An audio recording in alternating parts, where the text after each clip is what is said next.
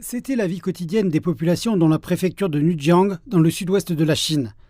Les habitants des zones montagneuses devaient même emprunter le câble pour franchir les rapides d'une rivière afin d'accéder au monde extérieur. Mais tout cela appartient déjà à l'histoire. Nujiang était l'une des régions les plus défavorisées du pays, avec des infrastructures et des industries médiocres, mais grâce à des efforts incessants, elle prend aujourd'hui une toute nouvelle allure. C'est pourquoi un groupe d'invités internationaux s'est réuni ici, pour partager des idées sur la réduction de la pauvreté. Nujiang est un bon exemple de la manière dont l'amélioration des infrastructures, le développement industriel, la protection de l'environnement et la préservation de la culture peuvent aider les communautés à sortir de la pauvreté. J'ai acquis la conviction que ces plans et ces politiques de réduction de la pauvreté étaient payants et donnaient de très bons résultats. Et j'ai pu constater qu'ils se reflétaient très bien dans la vie des gens que je visite ici pour la deuxième fois. C'est la deuxième année que l'événement se tient dans cette région reculée de la province du Yunnan. Les délégués au forum ont reçu un rapport décrivant l'expérience de la Chine en matière de lutte contre la pauvreté.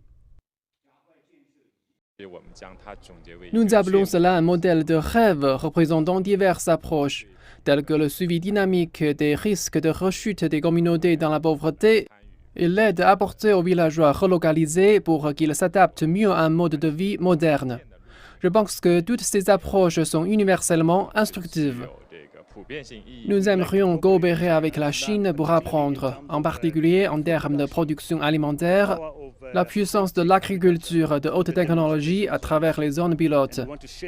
Nous voulons partager vos expériences en matière de technologie et de la numérisation en l'apportant à la prospérité de notre peuple. Les invités ont également discuté de la manière d'équilibrer le développement avec les préoccupations environnementales et de la manière de renforcer le développement rural à l'aide des technologies modernes. La pauvreté reste un défi mondial. Les données du Programme alimentaire mondial des Nations Unies montrent qu'environ 345 millions de personnes dans le monde sont toujours confrontées à une insécurité alimentaire aiguë. Je pense qu'il est très important de renforcer la capacité de production et de résilience dans les pays en développement.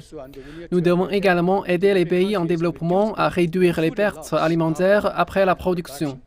Et nous voulons certainement aussi intensifier les efforts de coopération internationale. De nombreux ambassadeurs présents à l'événement ont déclaré que leur pays envisageait des partenariats plus étroits avec la Chine dans un certain nombre de domaines et à terme d'aider le monde à atteindre les objectifs de développement durable des Nations Unies.